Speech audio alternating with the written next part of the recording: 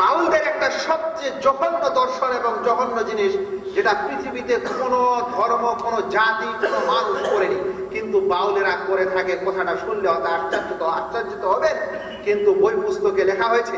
মৌলানা আবু তাহের বর্ধমানী তার বিশেষ বই বীরতন্ত্রের আজব লীলা এবং সাধু সাবধান, এই দুটি বইতে এদের আলোচনা করেছে।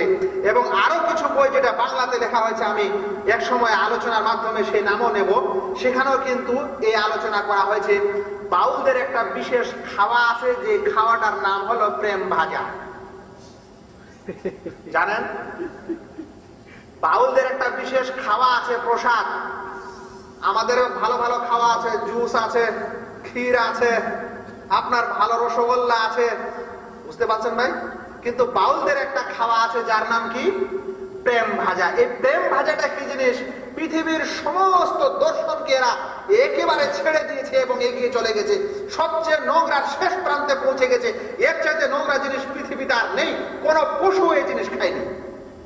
প্রেম ভাজা হয় মহিলার শ্রাপ, যেটাকে ঋতু বলা হয়, হায়েজ বলা হয়।